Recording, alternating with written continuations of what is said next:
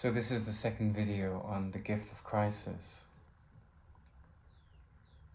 In the Course in Miracles it says, forgiveness gives me everything I want.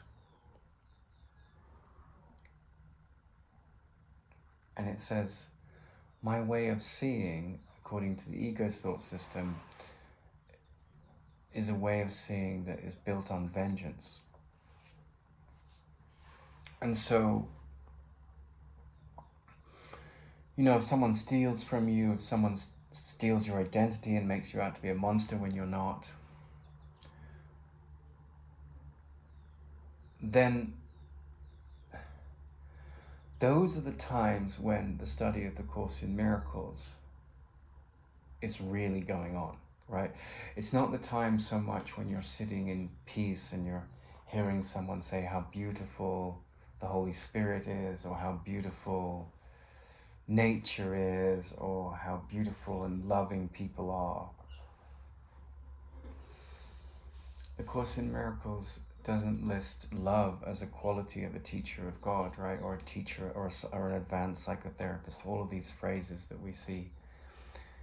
The Course in Miracles says trust, patience, gentleness, qualities like this, right? Because in the mirror of this hellfire of the ego's thought system, when you've been abused, when you've been the victim of attack thoughts, or others have been embroiled in your projection of attack thoughts. And remember that, like, attack and defense are two sides of the same coin. They're not in alignment with the neutral angels of your deeper self, which is what happens when Pastor Val gets through all of these hurdles in the myth of the Holy Grail. He stopped looking at the world through the eyes of good and bad. He stopped looking at the world through the ups and downs of the body's story, that the body does a really good job of supporting the ego's thought system with, you know, like it has like yesterday I spoke to someone, a young woman who came into my life, and it was like a wonderful forgiveness lesson, because at the same time I had another conversation, like at the same time in that morning, with a lovely woman that was someone I've been looking for in terms of what she did in her life with her set of skills for the business I'm developing.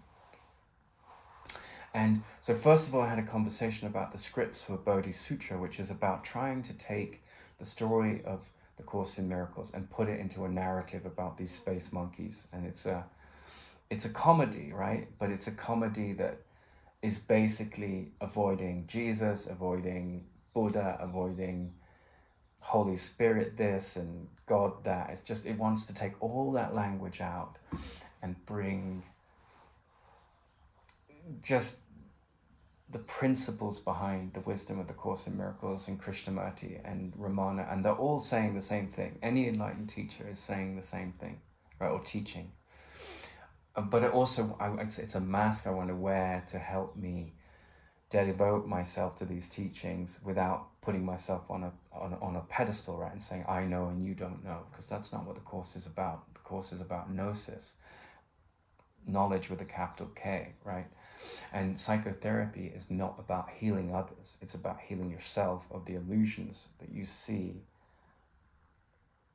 in the wounds that you are hearing in the story of others, right? So this is the beauty of the path of the Course in Miracles. It's like, it is, I consider it to be one of the greatest gifts in the history of mankind.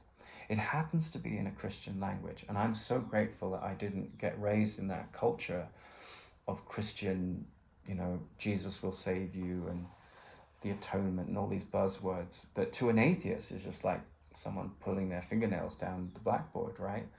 But everyone has their triggers, and the ego will use any philosophy to support its agenda of attack and defense and scapegoating and evasion of what the Course talks about as forgiveness, what Krishnamurti talked about as being outside of the mechanism of the self-concept, and what Ramana talks about as the movement out of time, outer space of the inquiry into who am I, right? So these transcendent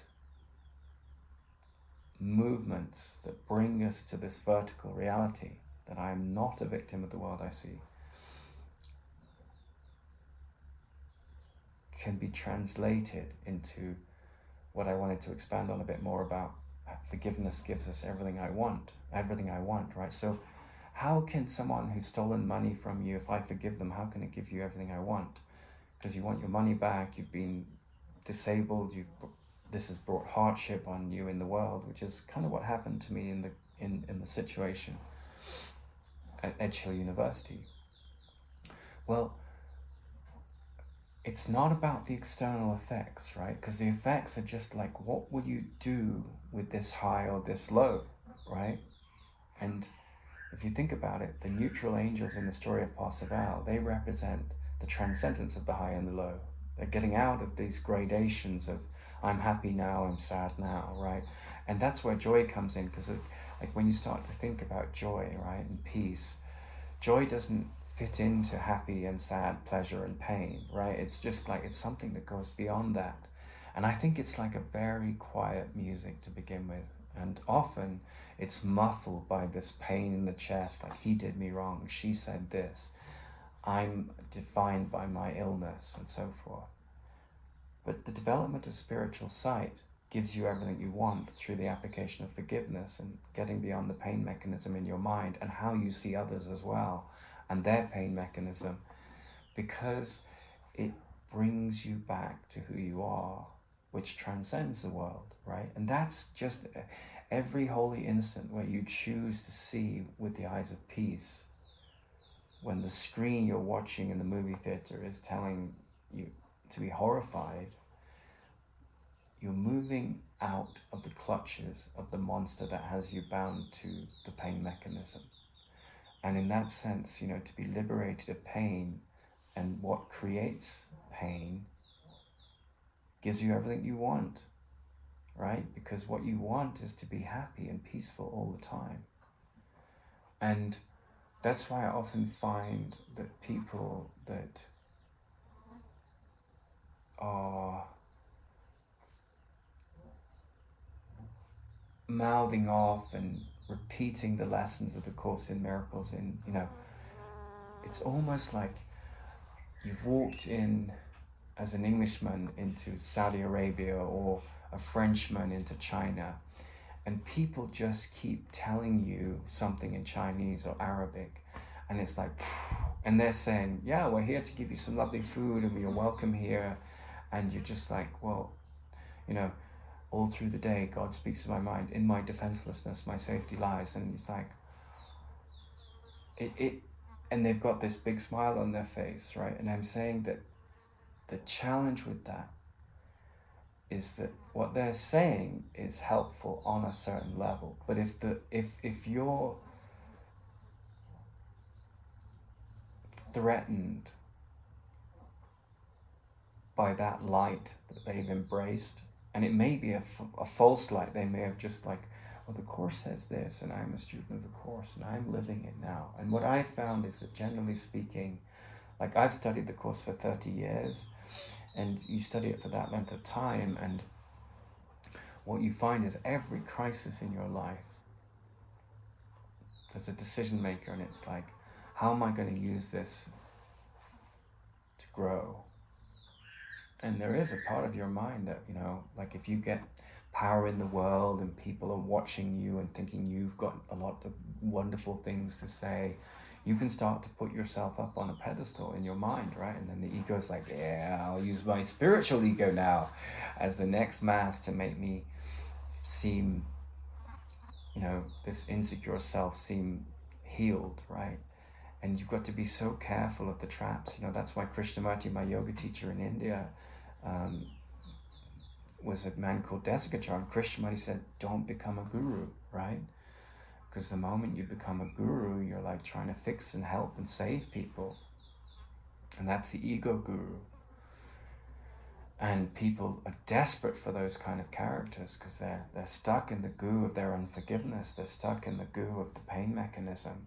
And so it's a very slippery slope to take on that mantle. That's why I was like, oh, don't go into Sutra Novum. But then life pushed me into this place where I was like, well, to develop everything that's meaningful to me in terms of an outside story, you know, and I speak relatively there. I feel I have a gift. Where's my gift? It's about exploring these profound teachings. So I'll create Sutra Novum, but to the best of my ability, I don't want to say, do this or do that. All I want to do is talk around the animal of the elephant at the City of the Blind that I've been discovering about my illusions, right? And so that's not like, you can relate to that if you're interested, you can poo-poo it, you can do whatever you want, but it's not like it's just talking from a place of experience that I would value, and I have valued when I've listened to others talk about the same kind of challenges. So in that sense, Sutra Novum suddenly was like, okay, I can do it. I don't have to put myself above others in my mind. I'm just as, I'm in the same place and dealing with the same challenges. But these are important things. I'm passionate about them. Perhaps there can be a path and a meaningful path, both a livelihood and a journey there. And I wanted to create Sutra Novum as a publishing company around these things because I think it's the most important thing, right? And I think that often we lose the psycho-spiritual meaning of the myth, or the psycho-spiritual power of the pain point, or the pain point of the crisis, And so I realized like this was the most important thing that I wanted to devote my life to. And then this woman came in yesterday. I was telling that story.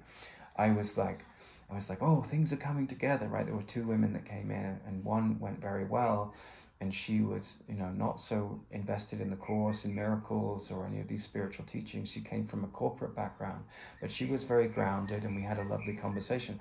And then there was someone from the Course world that had studied it and sort of said, I'm enlightened. And I thought, oh, well, everything's coming together. And then I stepped back and I watched how she acted, and it was like, she said, I can teach you the Course. And she was like 10 years younger than me, or more than that. And I wasn't looking for a teacher of the Course. I hope you don't see me as one. I'm not trying to teach you the Course. And I certainly don't want to come across as a sense of being enlightened. And I don't want to convince you of anything. But she sort of came on this high horse, and said, I'm happy, I'm here to teach the Course. And it was like this kind of mask. And I thought, oh, that's a stage you go through where you think know things that other people don't know, and you've inculcated it in you. So she said, I'm not here to validate you.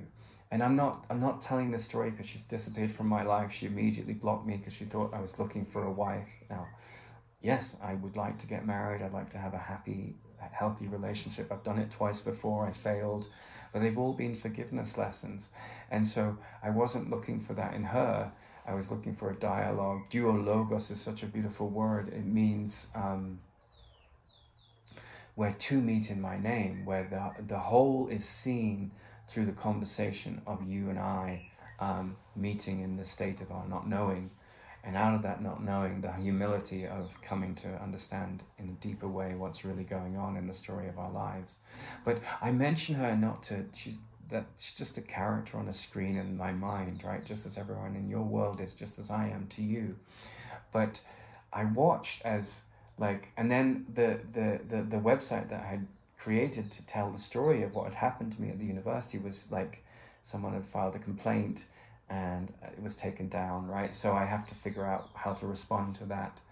And I watched as these rejections came in, and behind my responses to the rejections at the level of form, I am a victim of the world I see, was running the machinery in my mind to a degree. And it took me about a day, and I'm still processing it, to see how my ego thoughts had run in and attached itself to this mirage in my head that wanted to justify the ego thought system, bring it back in, take away my peace, take away everything that I deeply, most fervently want at the level of soul. Above all else, I want to see.